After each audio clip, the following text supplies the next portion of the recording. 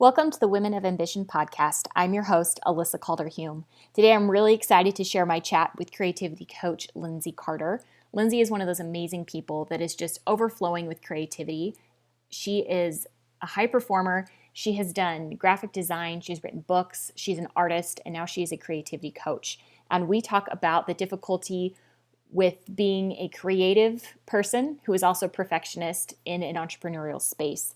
And we cover should shaming, imposter syndrome, and fear. And Lyndsay gives really great insights on how to deal with that and what she does to actually harness those things for her own creative good and her own purposes. So join us today. I think you'll really enjoy it.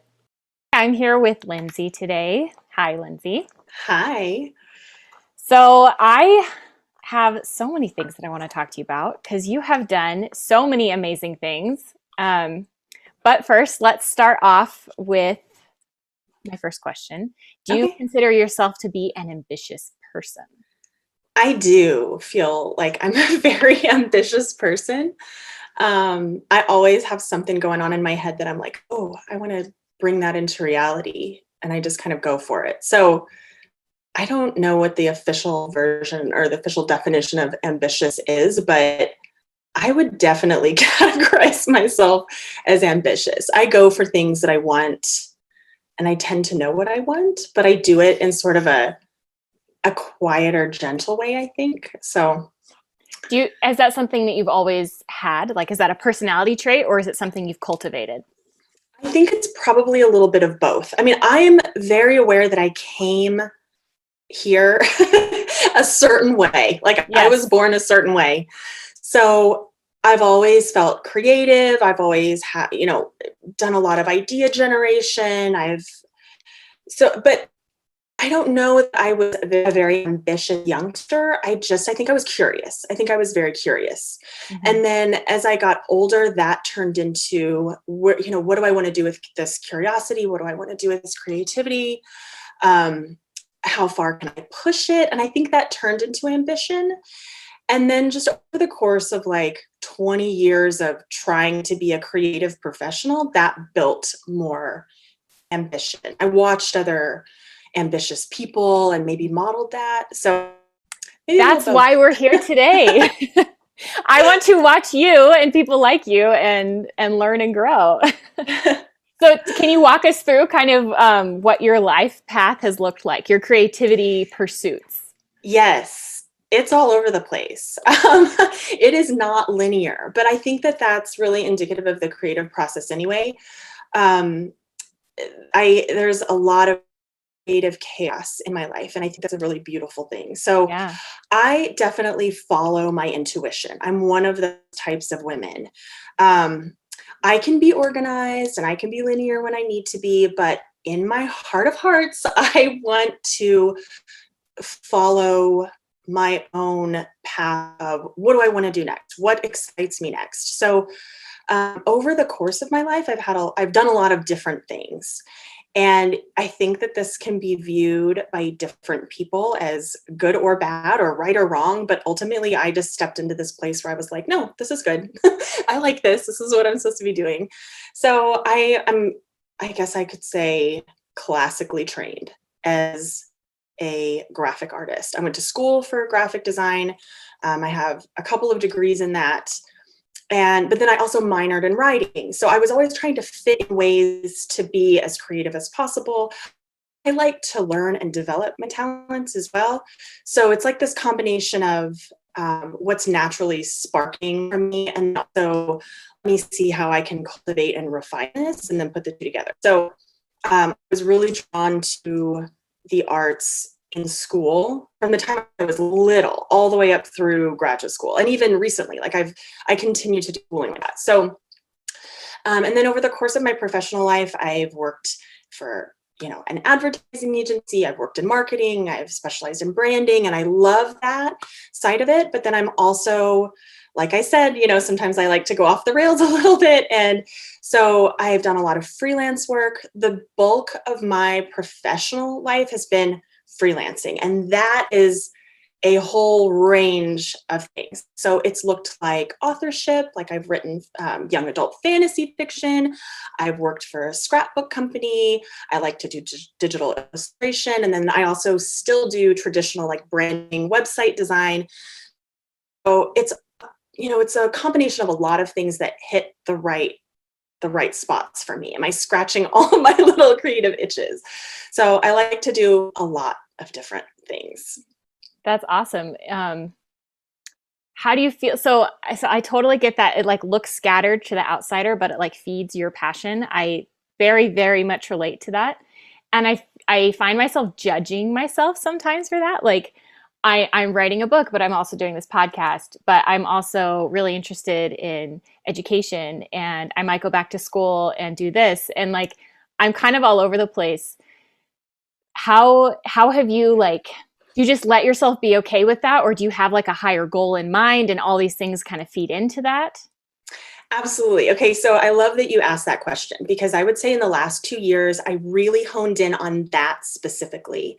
You just hit at the heart of who do I feel like Lyndsay is as a creative human woman? What is my purpose here? I'm always trying to tap into that. So and my whole life, I've done the same thing. I call it should shaming. Should I be doing one focused thing? Should I be doing, what does this mean if I have lots of creative passions and pursuits?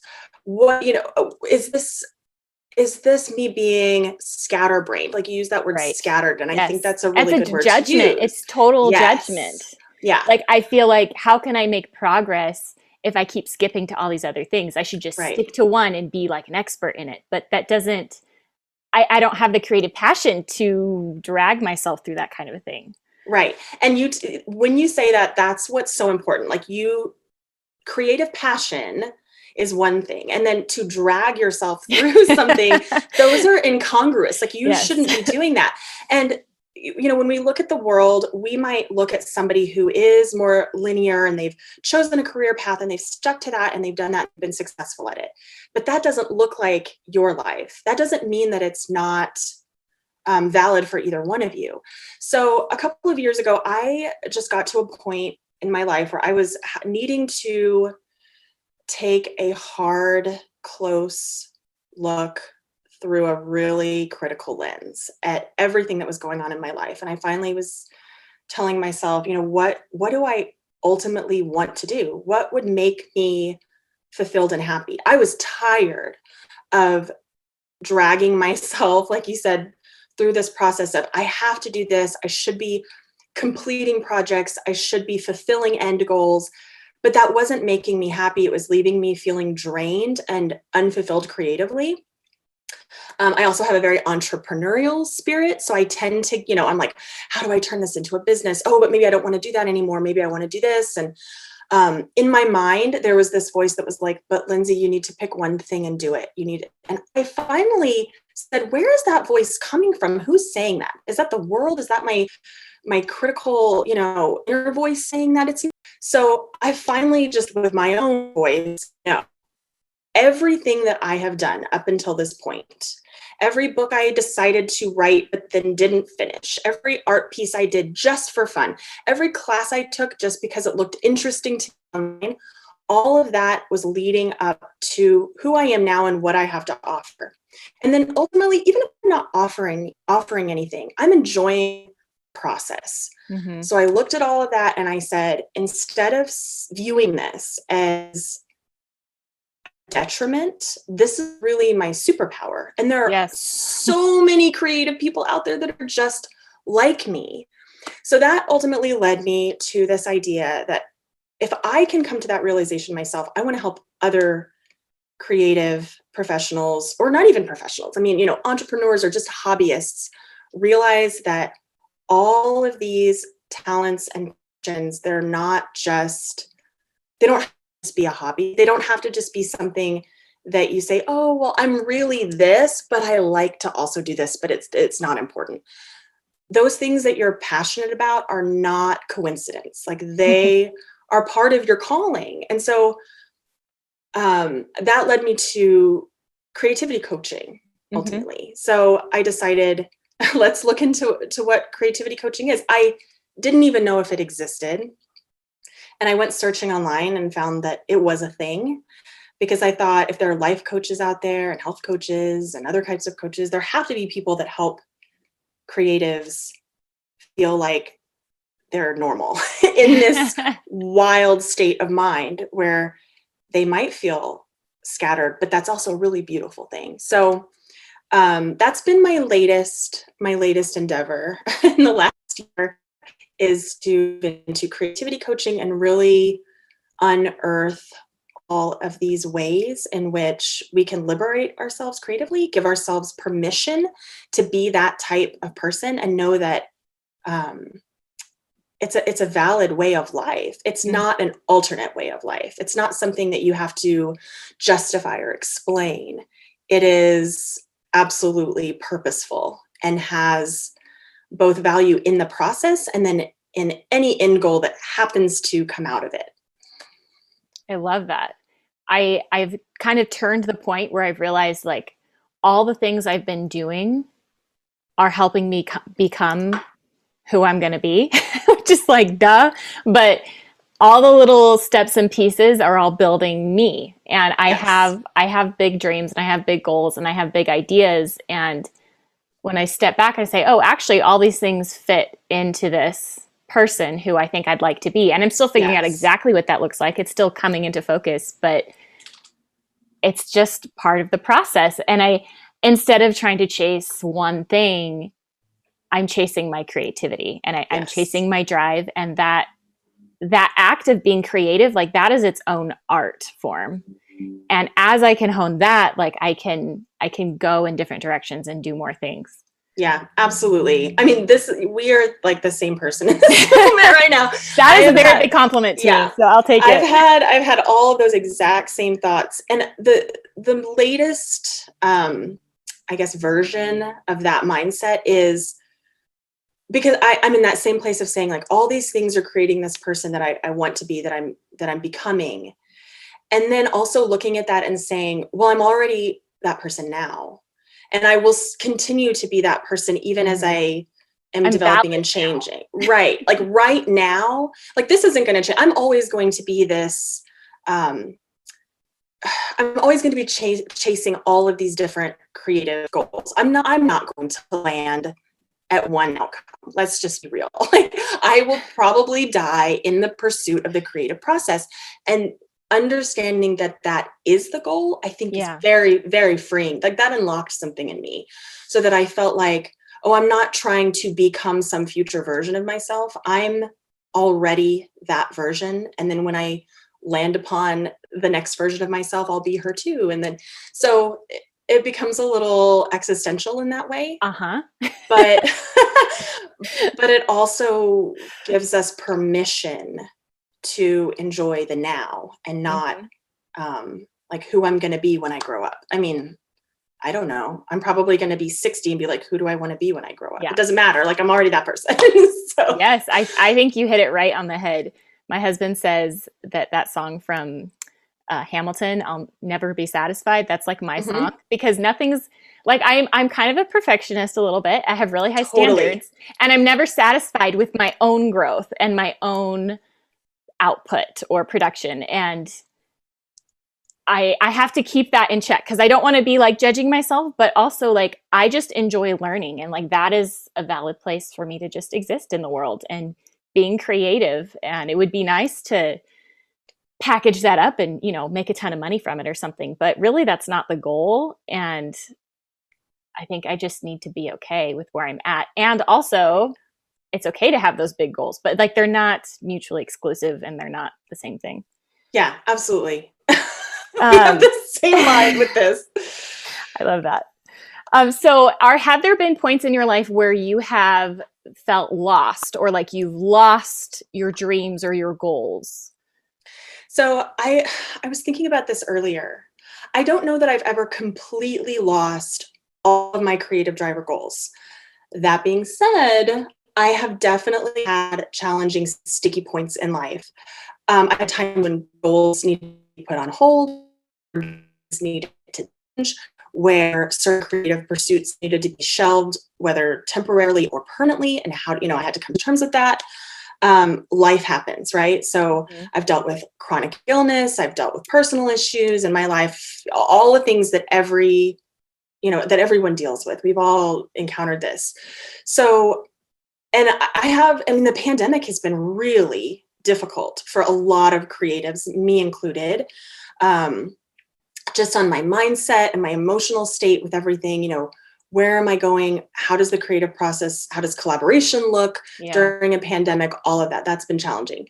So I can't say that I've completely lost creative drive, but it has felt dampened sometimes. And I think that that's really a normal thing for anyone to experience in their, the course of their life.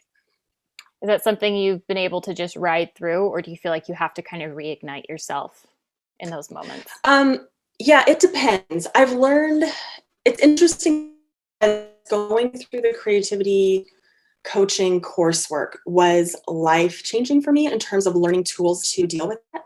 Not only realizing, oh, this is really normal. I'm not alone in this. I'm not the only person going through this.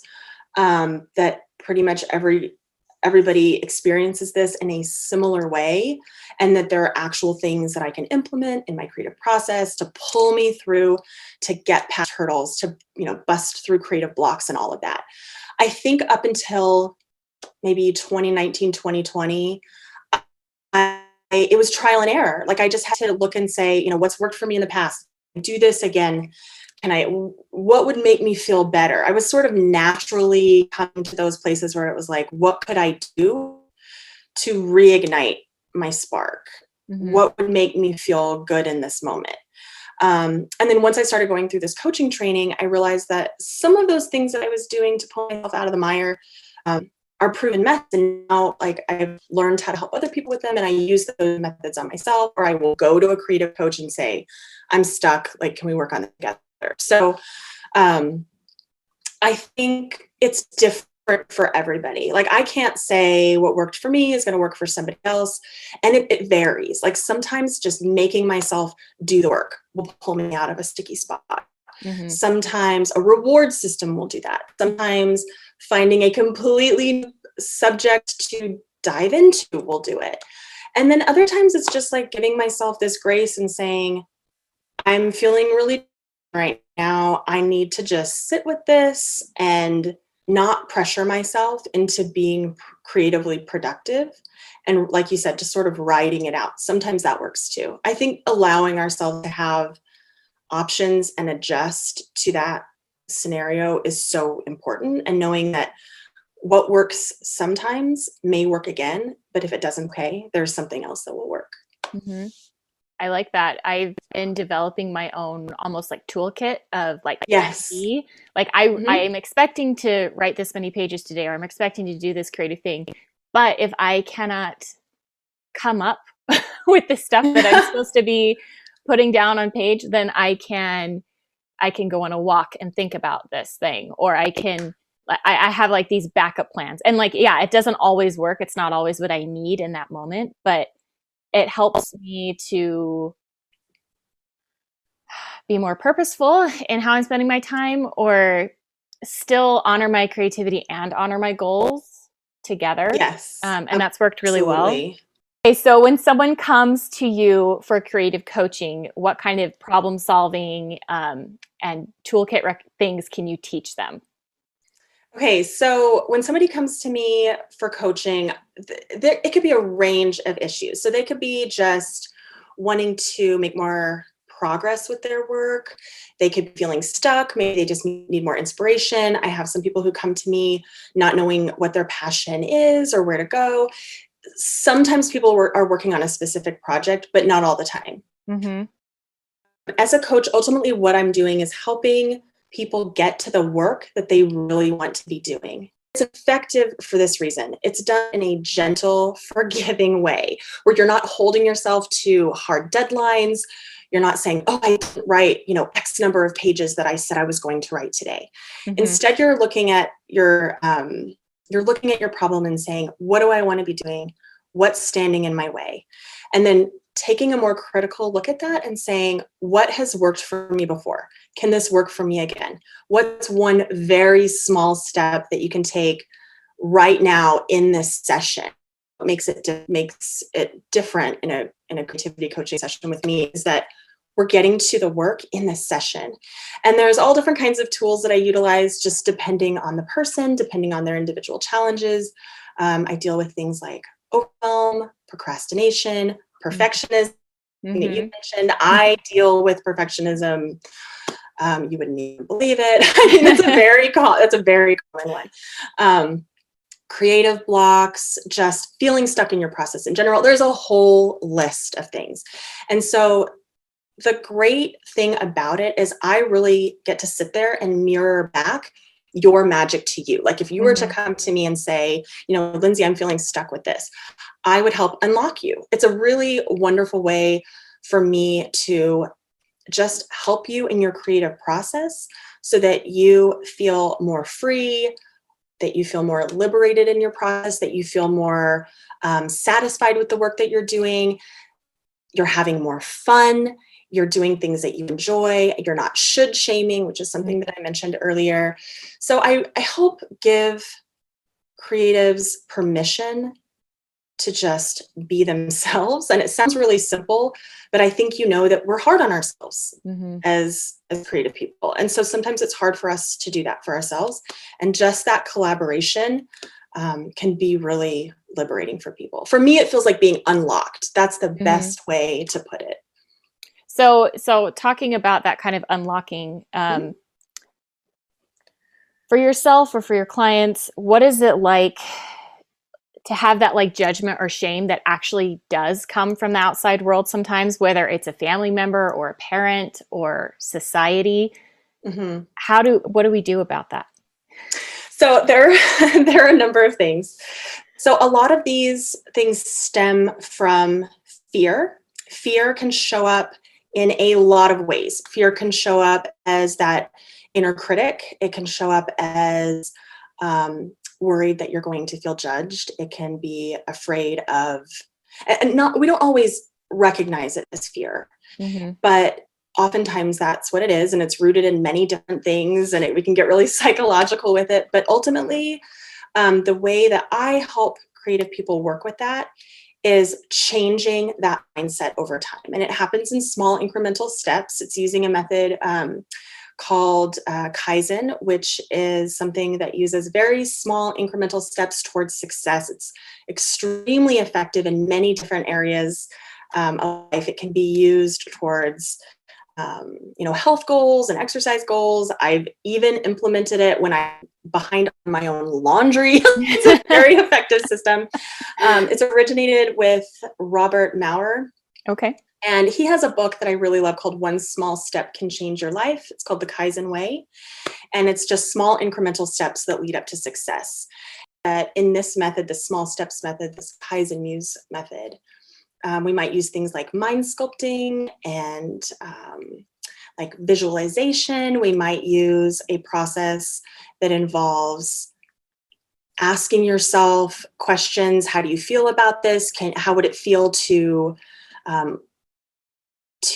act as if you're, if you're having imposter syndrome, for example. Yes. I have no idea what that is. So. Okay. All right. So like you're looking at everybody on the internet and they all look super, successful and you're comparing yourself to them.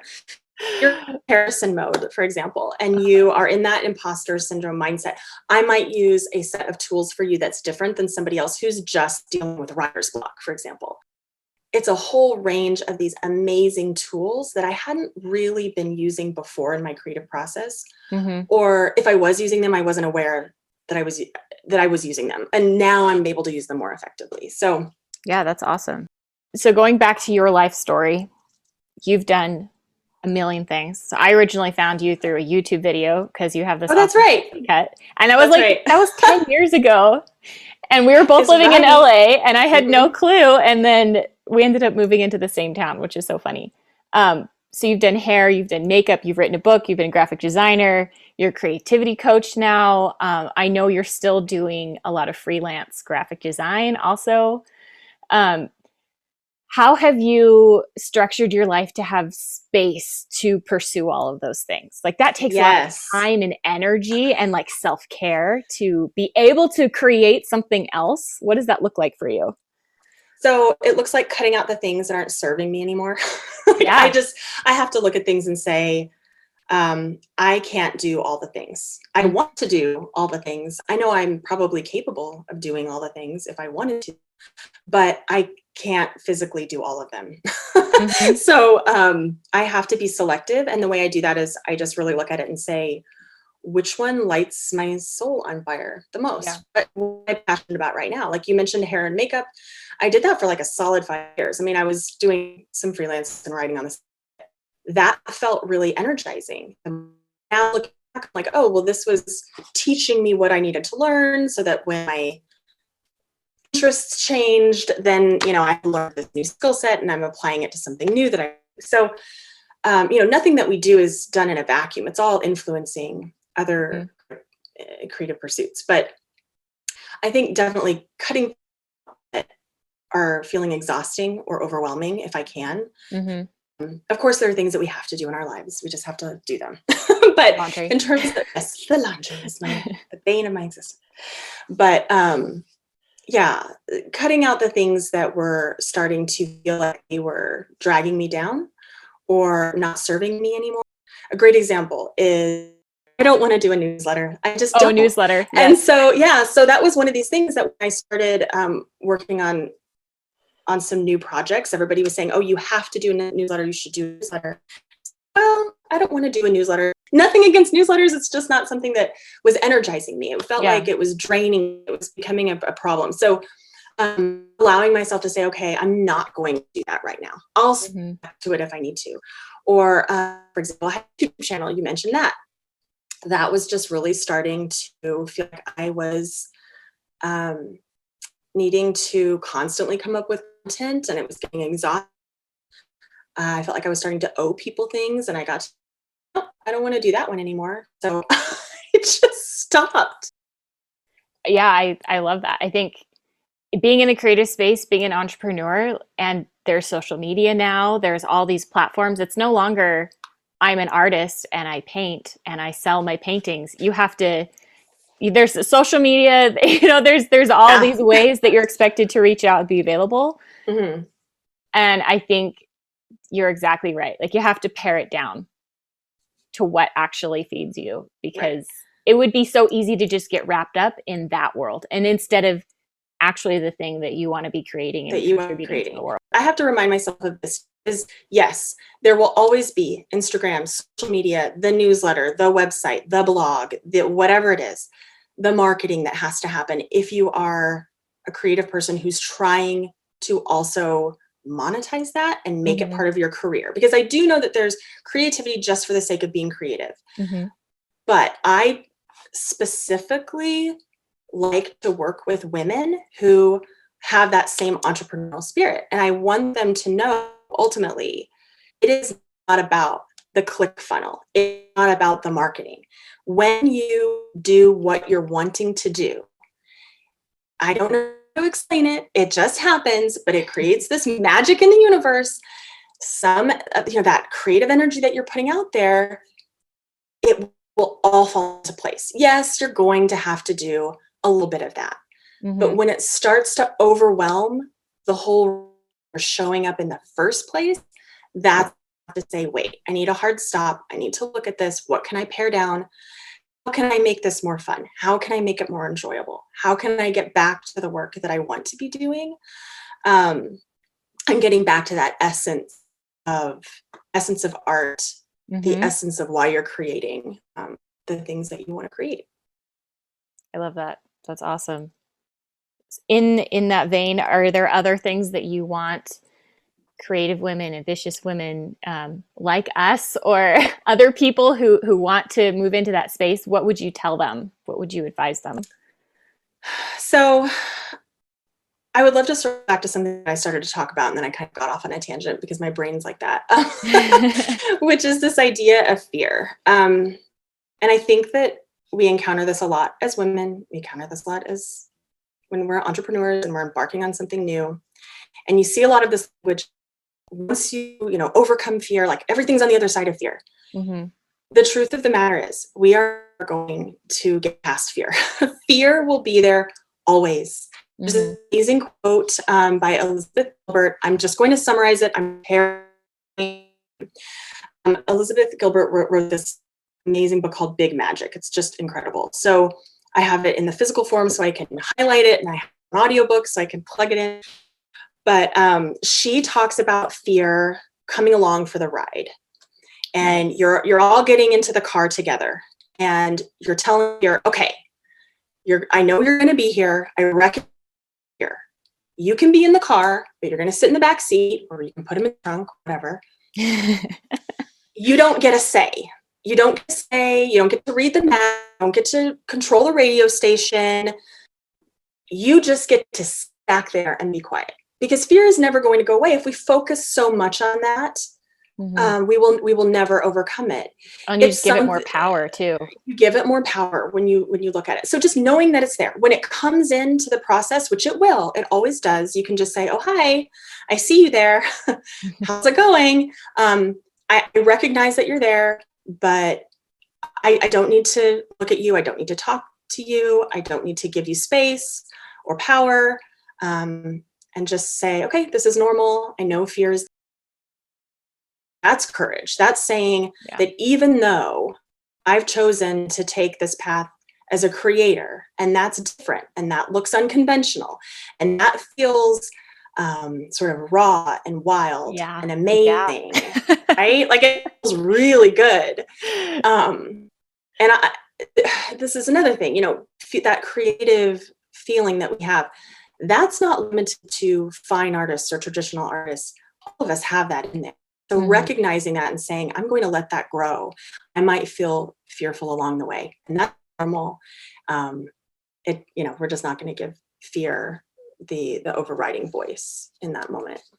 One of my favorite little snippets is do it scared. Yeah, absolutely. I love that one. Do it anyway. I have a purple t-shirt that says do it scared in big white letters. And I will put that on, and it looks ridiculous, and I don't care. I'll put it on. We all know this from a very early age. Fear is going to be there. It's not a bad thing. It's what helps us calibrate our world and understand, who we are and where we're at. If we didn't have fear, it would actually be a bad thing. So fear is good. And I think fear will propel us to do things sometimes too, as long as we can harness it and say, okay, I'm going to take that fear, recognize it, and say, I'm just going to be bigger than that, and continue on with it. I love that. I was not expecting this conversation to turn into a discussion on fear, but it's there, and it's really important for us to grapple with. You are the first woman, by the way, who I've talked to who has self-identified as ambitious. Every other woman definitely is, but they don't see themselves that way. And I think there's a piece of that fear in there, and just not being able to see yourself outside of yourself. So I really appreciate that. And I think we can become more ourselves when we just accept those pieces. Right. And then we can move forward instead of trying to deny them all the time, playing whack-a-mole all the time. We can just go, hey, this is part of me, and I'm just going to pick these guys up, and we're just going to move forward anyway. Yes. And I think, my advice to somebody who doesn't say that they're ambitious, or who doesn't want to recognize a talent or an ability, see what it would feel like to just say that, to sit with it for a few seconds and just feel it. It doesn't have to be something that sticks in that moment, but the idea of trying that on and trying it on more often, and a little bit more every day, it will become who you are, and you will realize, I'm an ambitious person. I'm here to unapologetically be who I am, to authentically present myself.